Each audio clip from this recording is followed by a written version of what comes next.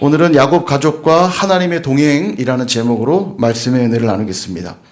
야곱은 요셉이 살아있고 애굽의 총리가 되었다는 소식을 듣게 되고는 어리둥절했습니다. 이게 정신이 나간 상태라고 그랬죠. 정신을 차릴 수가 없었어요. 얼마나 황당했을까요? 죽은 줄 알았던 아들이 살아있다니. 또 한편으로는 얼마나 기뻤을까요? 와, 정말로 꿈에서라도 보고 싶었던 내 아들이 살아있다니. 더군다나 살아있기만 해도 감사한 일인데 애굽의 총리가 되어 있다니. 이 얼마나 황당하면서도 감사하고 기쁜 일입니까?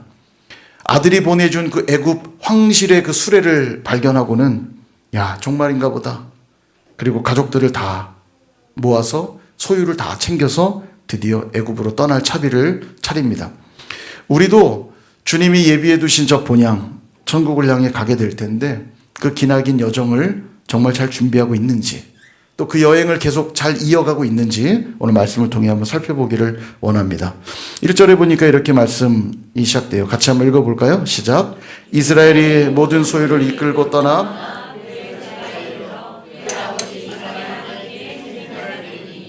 아멘. 이스라엘, 야곱이죠. 이스라엘이 모든 소유를 이끌고 출발을 하는데 이때 브엘세바에서 잠시 멈추게 됩니다. 그리고 거기서 뭘 해요? 희생 제사를 드렸대요. 지도를 좀 보여주시면 이제 가나안 남쪽 지역입니다. 전체를 보여주면 사진이 좀 작아져서 제가 자른 건데 사해를 중심으로 왼편에 유다라고 보이시죠? 그 유다 지방에 물론 저 땅을 분배받기 전이니까 지금은 바로 위에 헤브론이라고 보이시죠? 예, 이 헤브론. 그러니까 지금 이 야곱의 가족들이 살고 있는 지역이 바로 저 헤브론입니다. 헤브론, 왜 헤브론에 살고 있었냐면 이삭이 거기 살고 있었고요. 이삭이 같이 살다가 돌아가실 때 형 에서와 함께 헤브론에 있는 막벨라 굴, 기억나시죠? 이 막벨라 굴. 이거 아브라함이 예전에 해쪽 속에게 돈 주고 산 그 땅이잖아요. 아브라함이 묻혀 있는 바로 그곳, 거기에 이삭을 장사를 지내고 계속 헤브론에 살고 있는 거예요. 그러다가 이제 애굽으로 출발을 할 때 저 화살표가 애굽으로 가는 방향이거든요.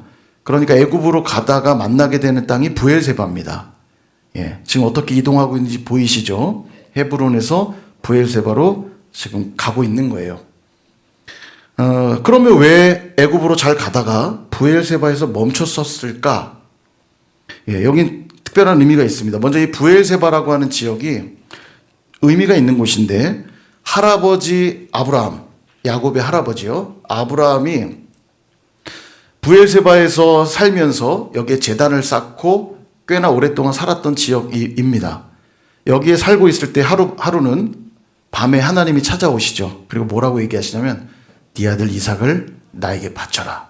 그 얘기를 하셨던 동네가 바로 브엘세바예요. 브엘세바에 살 때 하나님이 모리아에 너의 아들 바치라는 명령을 받았던 게 바로 저 브엘세바입니다. 하나님을 만났던 그곳이죠. 그 다음 아버지 이삭, 야곱의 아버지 이삭도 여기가 특별한 의미가 있어요. 이 브엘세바에서 살아갈 때 여기서 하나님을 만나면서 언약을 받습니다. 아브라함이 받았던 동일한 언약을 여기서 받고요. 그리고 여기서 살다가 누구를 낳냐면 쌍둥이 아들을 낳는 겁니다. 에서와 야곱. 예. 그러니까 야곱에게는 브엘세바가 고향인 거죠. 예. 처음 하셨죠? 야, 그랬구나. 여러분 고향이 어디십니까? 예. 야곱의 고향은 브엘세바예요. 예. 장자권 때문에 아버지를 속이고 에서에게 죽을까 싶어 도망치면서 고생길이 시작되었던 곳. 그곳이 바로 브엘세바예요. 예, 브엘세바에서 이제 도망을 쳤던 거죠. 그러니까 이 브엘세바는 하나님과의 서사가 있는 동네이면서 야곱에게도 많은 사연이 담겨 있는 곳이라고 말할 수 있습니다. 특별히 이 브엘세바, 예, 이제 제 얼굴 좀 비춰주시고요. 특별히 브엘세바는 가나안 땅, 아까 지도에서 보셨다시피 가나안 땅의 제일 남쪽 경계 지역입니다. 그러니까 가나안의 제일 마지막 도시라고 보시면 돼요. 저 브엘세바를 넘어가면 나머지는 네게부, 광야, 사막 같은 광야 지역이에요. 여기가 이제 마지막 도시라고 할 수 있는데 성경에서 그래서 이스라엘의 지도를 설명할 때, 경계를 설명할 때 단에서 부엘세바까지 이렇게 표현합니다. 그러니까 부엘세바가 제일 남단이에요.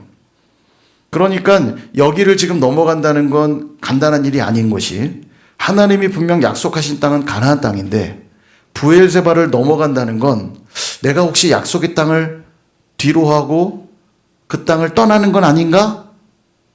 라는 상황이 될 수 있다는 거예요. 이건요, 지금요. 그래서 야곱은 가던 길을 멈춰서고 가장 남단에 있는 이 부엘세바, 그리고 하나님과의 서사가 있고 나에게도 많은 사연이 있는 바로 부엘세바라고 하는 지역에 멈춰서서 하나님께 희생제사를 드리고 있는 겁니다. 말하자면, 하나님, 제가 지금 애굽으로 가는 것이 맞는 것입니까? 잘하고 있는 것입니까? 묻고 있는 거예요. 가만히 생각을 해보면 야곱은 정말 험난한 인생을 살았습니다. 그리고 그 험난한 인생을 사는 중심에는 늘 뭐가 있었냐면 자신의 인간적인 선택이 있었어요. 욕심에 이끌리는 선택들이 있었죠. 아까도 말씀드렸다시피 부엘세바에서 에서를 피하여 떠날 때에도 떠난 이유가 뭐였냐면 장자권을 뺏고 싶어서, 자기의 욕심에 대한 선택 때문에 발생한 일이었고요. 그렇게 갔던 외삼촌 라반의 집에서 20년 동안 뺑뺑이를 돌고 엄청 고생하다가 하나님이 오셔서 이제는 다시 베델로 돌아가라는 인도하심을 받고 돌아오잖아요. 그런데 와서는 베델로 가지 않고 보기에도 좋고 살기에도 좋아 보이는 세겜에 가서 자리를 잡아요. 잠깐 들리니까 정착을 해버립니다. 여기에요. 근데 그곳에서 또 사건이 벌어지죠. 딸 디나의 강간 사건이 벌어지고 그 복수를 해보겠다고 시몬과 레위가 세겜 사람들을 다 죽이는 일이 벌어지죠. 이 엄청난 충격적인 사건입니다. 그렇게 돌고 돌아서 다시 베델로 돌아왔는데 그 세월이 30년이에요. 30년. 그러니까 그 30여 년의 시간 동안 야곱은 끊임없이 자신의 욕심에 따라 육체적인 결정들을 하면서 그렇게 살아왔던 거죠. 그러나 분명한 것은 그 중간중간 하나님을 만나면서 야곱도 다듬어지고 또 다듬어지고 하나님을 알아가는 시간들이 있었다는 거예요. 베델에서도 하나님이 그렇게 만나 주셨었고요. 형 때문에 두려워 떨던 야복강에서도 하나님이 만나 주셨고요. 또다시 베델로 돌아왔을 때에도 하나님은 또 만나 주셨어요. 그러니까 언제든지 하나님 앞에 나오기만 하면 하나님은 해야 될 일을 알려주셨고 가야 할 곳을 알려주셨던 겁니다. 그리고 지금 이 야곱은, 아니 더 정확히 말하면 이스라엘은 다시 한번 이 중요한 기로에 하나님 앞에 엎드리고 있는 겁니다. 늘 내 선택은 실패했기 때문에 과연 내가 이 상황에 약속의 땅을 뒤로 하고 떠나는 것이 옳은 일인가, 옳지 않은 일인가, 다시 한번 하나님 앞에 묻고 있는 거예요. 하나님, 정말 가도 됩니까? 제가 가는 것이 맞는 겁니까? 사랑하는 여러분, 기억하십시오. 우리 하나님은 10번이면 10번, 100번이면 100번 구하고 찾고 두드리는 자들을 외면하지 아니하시고 응답하시는 분이신 줄 믿습니다. 성경은 이렇게 말씀하세요. 마태복음 7장 7절에서 8절 같이 한번 읽어볼게요. 시작. 구하라, 그리하면 너희에게 주실 것이요,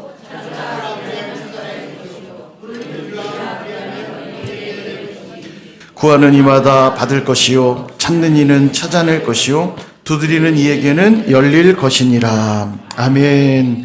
아멘. 문제는 뭐냐면 하나님은 분명하게 약속하셨거든요. 가급적 찾게 해줄 거고 가급적 열어줄 것이고 이렇게 말씀하지 않았어요. 구하기만 하면, 찾기만 하면, 두드리기만 하면 받을 거요, 찾아낼 거요, 열릴 것이다. 약속하셨거든요. 문제는 뭐냐면 우리가 구하지도 않고 찾지도 않고 두드리지도 않기 때문 아닙니까? 보세요. 야고보서 4장 2절은 이렇게 말해요. 너희가 얻지 못함은 구하지 아니하기 때문이요. 아멘. 모르는 길을 갈 때는 우리 내비에게 묻죠. 모르는 시험 문제를 만나면 해설지와 답지를 참고합니다. 각종 지식이 필요할 때는 언제든지 스마트폰과 컴퓨터로 검색을 해서 필요한 지식을 찾죠. 근데 왜 우리는 이 어렵고 복잡한 인생길에 대해서는 전능하신 하나님께 묻지를 않습니까? 이것만큼이나 어리석고 교만한 모습이 어디에 있겠어요? 돌다리도 두들겨보고 건너라고 했는데, 하나님 앞에 우리가 정말 취해야 될 태도가 아니겠습니까? 과연 나의 이 생각이, 과연 나의 이 말이, 과연 나의 이 행동이 하나님 앞에 합당한 모습인가? 하나님이 기뻐하시는 모습인가? 우리는 그렇게 겸손히 엎드려서 하나님께 구하고 또 물을 때 우리 하나님은 절대 귀찮아하지 않으세요. 우리 하나님 너무 기뻐하세요. 너무너무 주고 싶어 하시는 분이시거든요. 알려주고 싶어 하시는 분이거든요. 채워주고 싶어 하시는 분이시거든요. 아멘 할 때까지 해야지. 아멘을 너무 안 해. 칭찬은 고래도 춤추게 하고 아멘은 목사도 춤추게 하는데 고래만도 못해. 이러면서 예. 아니나 다를까 야곱이 하나님께 구하자 하나님이 이렇게 답을 주십니다. 3절과 4절 하나님이 이르시되 나는 하나님이라 내 아버지의 하나님이니 애굽으로 내려가기를 두려워하지 말라. 내가 거기서 너로 큰 민족을 이루게 하리라.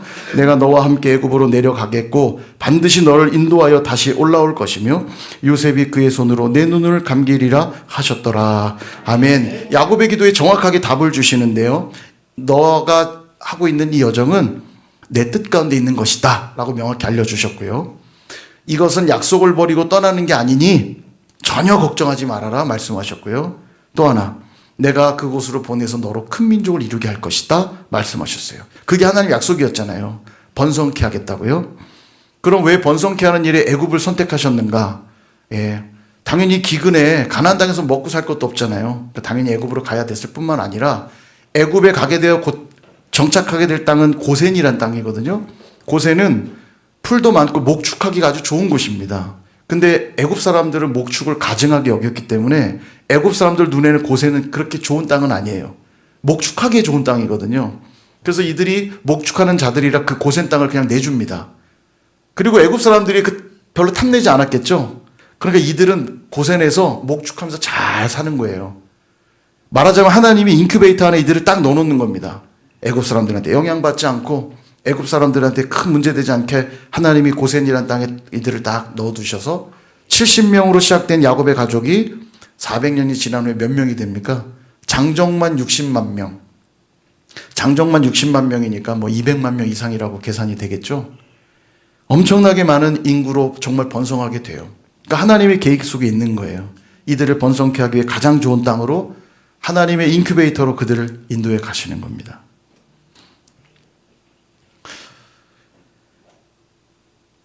제가 군대에서 갑자기 그 생각이 나요. 저희 군대에 제가 낙하산 특기였는데 장구정비병이고 낙하산 특기였는데 항공기 개인용 낙하산 정비하고 그 다음에 항공기도 낙하산을 펴니다. 이 항공기에도 낙하산이 있는데 엄청 크죠. 그래서 이제 항공기용 낙하산은 이게 크다 보니까 이 접는 과정이 좀 힘도 좀 들어요. 그래서 이제 근무하는 사람들이 비행이 많을 때는 많이 힘들어 합니다. 특히 이제 제가 수원에 있었는데 수원이 비행이 제일 많아요. 최전방이거든요, 수원이. 공군에서는. 최전방이다 보니까 비행이 제일 많고. 그러니까 막 한여름에는 막 100개씩도 들어와요, 낙하산이. 막 힘들죠. 근데 이제 하루는, 다 이제 작업을 하고, 한 사람은 행정병이 필요합니다. 이제 행정 기록 업무를 하고. 근데 제 바로 위에 고참 하나가 이 행정 업무를 하고 있었는데 너무 힘들게 하는 이 영해자가 있는 거죠. 중사가 하나가 아주 너무 막 힘들게 하니까 막 쌍욕을 하면서 매일 우리끼리 모여있으면 그냥 쌍욕을 하면서 힘들어 죽겠다고. 차라리 몸이 힘든 게 낫지. 진짜 너무 힘들다고. 그러더니 이제 내려놓게 된 거예요. 그리고 이제 기수상 저 정도 되는 이제 위치가 딱 하기 좋은 상황이어서 저한테 이제 기록 업무, 행정 업무를 이제 맡는 역할이 저한테 왔어요. 그래서 제가 일을 시작했는데, 제가 또 이제 말씀의 사람 아닙니까? 제가 또 군대에서도 열심히 했겠죠? 예. 그래서 우리가 다 막 브리핑, 아침 브리핑이 끝나면 제가 막 노아의 홍수 얘기도 막 하고, 여러분 잘 들어보십시오. 제가 노아의 홍수 얘기도 막 하고, 미쳤다고 했겠죠. 제 정신이 아니라고 했을 건데, 막 아담과 하와 얘기도 하고, 제가 이제 독실한 크리스찬인 걸 다 알죠. 그리고 이제 말씀을 이렇게 묵상하다 보면 그때 계속 주셨던 말씀이, 육체의 상전에게 순종하라. 이런 말씀들. 그 이상한 중사가 있다고 그랬잖아요. 그래, 죽게 하듯. 정말 커피 타달라면 커피도 정성껏. 정말요, 얼마나 미웠으면 저희 고참은 커피를 타면 침을 뱉습니다. 이렇게. 에라이 골탕 먹어라 그러고. 얼마나 미우면 절대 이름 안 부르고 개중사라고 그래요. 개중사라고. 얼마나 미워하고 싫어했는지 다 힘들어했어요. 다 싫어하고. 그러니까 제가 너무 불쌍한 거죠. 사람들이. 야, 너 이제 큰일 났다. 근데요, 저는 이제 주님의 마음으로 잘 섬겼잖아요. 정말 놀랍게도 저한테 너무 잘해주는 거예요. 아, 너 같은 사람 없다. 그래서 모든 문제를 저랑 다 상의해요. 야, 이거 어떻게 하면 좋겠냐? 이렇게 하시면 어떻겠습니까? 그래, 좋다. 막. 그러니까 사람들이 저를 볼 때마다 불쌍히 저를 여겨요. 야, 너 정말 그 개중사 밑에서 고생한다. 근데 저는 너무 인큐베이터예요. 너무 좋아. 근무도 저는 이게 몸으로 하는 근무도 안 하고. 예. 그리고 막 배려 엄청 해주고. 이 중사분이 배려도 참 많이 해주고. 한 번은 이 영해자만 가서 먹는 식당에도 저를 데려가서 밥도 사줬어요. 절대 밥 사줄 사람이 아니거든요. 근데 제가 밥으로 얻어먹고 온 거 알고 다 깜짝 놀란 거죠. 무슨 일이 도대체 벌어진 것이냐 이러면서. 마치 그런 느낌이에요. 지금 고센 땅에 넣어놓는 건 그런 느낌이에요. 누가 봐도 야, 저 애굽에서 저들이 살 수 있을까? 근데 이들이 고센이라고 하는 아주 안전한 땅에 하나님이 싹 넣어두시고 이들이 계속 번성할 수 있도록 이렇게 넣어두신 거예요. 그렇습니다, 여러분. 하나님은 두려워하고 있는 우리에게 그냥 힘내라, 용기 한번 가져봐라, 그렇게 말씀만 하는 분이 아닙니다. 야곱더러 애굽으로 내려가라 이렇게 말씀하시면서 너 혼자 가라고 말씀하지 않고 아까 뭐라고 하시냐면 4절에 보면 내가 너와 함께 애굽으로 내려가겠고, 힘내서 가봐가 아니라 내가 너랑 함께 갈 거니까 걱정하지 마 이렇게 말씀하세요. 이게 바로 오늘도 우리가 힘을 낼 수 있고 용기를 가질 수 있는 근거입니다. 하나님이 우리와 함께 하시거든요. 사랑하는 여러분, 하나님과 동행하는 삶을 뭐라고 생각하십니까? 내가 하나님을 따라가는 것이라고 생각하시죠? 정말 그런 것 같습니까? 내가 과연 그분의 거룩을 따라갈 수 있나요? 내가 그분의 사랑을 따라갈 수 있습니까? 내가 그분의 자비를 감히 따라갈 수나 있겠습니까? 우리가 1000번, 10,000번을 노력한다 해도 하나님의 그 발 뒤꿈치나 쫓아갈 수 있겠습니까? 하나님과 동행하는 삶의 실제는 내가 그분을 따라가는 것이 아니고 그분이 언제나 나와 함께하고 계신다는 걸 깨닫는 것입니다. 여러분, 내가 따라가는 게 안전할까요? 그분이 나를 따라다니시는 게 안전할까요? 두 말하면 헷갈리세요? 다시. 내가 따라가는 게 안전합니까? 주님이 나를 따라오시는 게 안전합니까? 예, 아직도 확신을 못 하시네요. 제가 함정을 팔았다고 생각하는 것 같아요. 하여간 제가 질문하는 건 쉬운 질문이거든요. 근데 뭐 질문하면 분명히 저기 함정이 있을 거야. 대답하면 안 돼. 자, 비유를 들어드릴게요. 걷지 못한 아이가 위험하잖아요. 이 아이가 가다가 아래로 떨어지진 않을지, 뭘 건드려서 물건이 넘어지진 않을지, 걷지 못한 아이가 일어나서 막 걸으려고 하다 보면 자빠지기도 하고 건드리면 안 될 걸 건드리기도 하잖아요. 그러니까 부모가 아이를 보면서 어떻게 합니까? 너 빨리 나 따라와 이렇게 합니까? 아이가 어디를 가든 부모가 계속 쫓아다니죠. 일거수일투족을 다 지켜봅니다. 그죠? 아이가 부모를 따라가는 게 쉽습니까? 부모가 아이를 따라가는 게 쉽습니까? 당연히 부모가 아이를 따라가는 게 쉬울 뿐만 아니라 그게 가장 안전해요. 뭘 해도 부모가 다 지켜보면서 제대로 걸을 수 있도록 옆에서 막 때로는 말로, 박수로 유도도 해주고 잘한다 잘한다 얘기도 해주고 위험한 물건 있으면 치워주고 넘어질 것 같으면 잡아주고. 그래서 그런 의미로 우리에게 주시는 약속의 말씀이 있어요. 이것이 오늘 나에게 주는 말씀임을 기억하시고 같이 한번 읽어볼까요? 이사야서 41장 10절 함께 읽습니다. 두려워하지 말라, 내가 너와 함께 함이라. 놀라지 말라, 내가 너를 굳세게 하리라. 참으로 너를 도와주리라. 참으로 나의 의로운 오른손으로 너를 붙들리라. 아멘. 여러분, 그렇게 생각하고 다시 이 말씀 읽으니까 의미가 다르게 다가오지 않습니까? 얼마나 은혜가 되는지요. 나는 지금 이 상황이 위험한 건지 아닌지도 난 몰라서 막 이리저리 방황하고 있는데 뒤에서 다 보고 계셔서 굳세게 해주시고 도와주시고 때로는 오른손으로 붙들어 주신대요. 여러분, 이 약속의 말씀을 분명하게 믿고 의지하실 수 있기를 축복합니다. 그럴 때 야곱은 담대하게 이제 부엘세바를 떠나 애굽으로 출발하게 됩니다. 여러분, 그 걸음이 얼마나 기쁘고 얼마나 가벼웠을까요? 그죠? 오래전 베델을 떠날 때도 그랬을 것이고요. 야복강에서 밤새 기도하고 난 다음 맞이했던 분이엘의 아침에도 그랬을 것이고요. 바로 지금 부엘세바에서의 출발도 그랬을 겁니다. 발걸음 가볍게 그 마음의 기쁨과 평안을 가득 안고 그렇게 출발하고 있었을 거예요. 사랑하는 여러분, 어떻게 하루하루를 살아가고 계십니까? 여러분의 하루하루는 발걸음 가볍고 기쁨으로 충만한 그런 모습이십니까? 야곱에게는 베델이 있었고요. 분이엘이 있었고요. 부엘세바가 있었어요. 여러분도 그렇게 하나님 앞에 먼저 묻고 구하는 기도의 제단이 있습니까? 분주하고 바쁜 일상 속에서 가던 길을 잠시 멈춰서서 내가 정말로 하나님의 동행하심 가운데 있는지 확인하는 그 부엘세바가 있냐고요. 한번 잘 돌아보십시오. 내가 막 바쁘다고는 말하고 있지만 실은 내가 하고 싶은 일은 다 하고 있지 않습니까? 식사도 다 하고 잠도 다 자고 친구도 다 만나고 문화생활도 즐기고 계실 거예요. 내가 좋아하는 드라마 한 편도 빠지지 않고 다 보고 계실 것이고 내가 좋아하는 그 예능 프로그램 하나도 빠지지 않고 다 볼 겁니다. 설교는 안 들어도 예능과 드라마는 다 보시잖아요. 그죠? 맞죠? 자수해서 광명 찾으십시오. 목사가 이렇게 피를 토하면서 매일매일 새벽마다 이 창세기의 흐름 속에서 우리 교회에 주시는 말씀을 풀어서 어떻게든 우리 성도들 먹이겠다고 열심히 영상을 올리든 뭐라든 막 해가지고 그냥 막 준비해서 전하는데도 한 편도 안 듣고 있다가 다음 주일 나와서 들으니 세상에 한 5장은 건너뛰어가지고 무슨 말인지는 하나도 모르겠고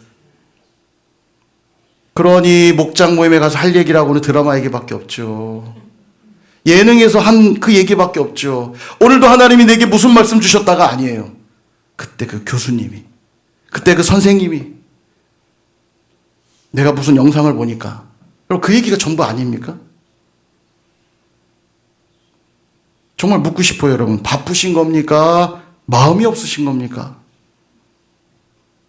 하나님이 없어도 충분히 나는 살만해 라는 생각이 여러분 안에 있으신 거라면 다시 한번 주님의 이름으로 권면드립니다. 하나님과 동행하는 삶보다도 더 복된 삶은 없는 줄 믿으시기를 바랍니다. 아무리 바빠도 식사는 하고 아무리 바빠도 공부는 하고 아무리 바빠도 출근은 하고 아무리 바빠도 사랑은 하고 아무리 바빠도 취미생활들은 다 하시잖아요. 그죠? 하지 말라는 게 아닙니다. 하세요. 그러나 이 모든 것 가운데서도 아무리 바빠도 하나님과 동행하는 삶은 놓치지 말라고 권면드리는 거예요. 왜냐하면 하나님은 언제나 나와 함께 하시고 언제나 나를 굳세게 하시고 언제나 나를 도와주시고 언제나 나를 붙드시겠다고 약속하고 계시잖아요. 근데 나는 그분께 마음이 하나도 없다면 이게 얼마나 슬픈 일입니까? 계속 내 옆을 따라다니시면서 내가 너와 함께하고 있다. 내가 너를 굳세게 해줄 거야. 내가 너를 도와주리라. 내 의로운 오른팔로 너를 붙들리라고 계속 옆에서 말씀하시는데 그분께 귀 닫고 눈 닫고 난 내 갈 길 가겠다고 하면 얼마나 슬픈 일이에요. 그럼 여러분 늘 하나님과 동행하는 삶 살아가실 수 있기를 주님의 이름으로 축원합니다.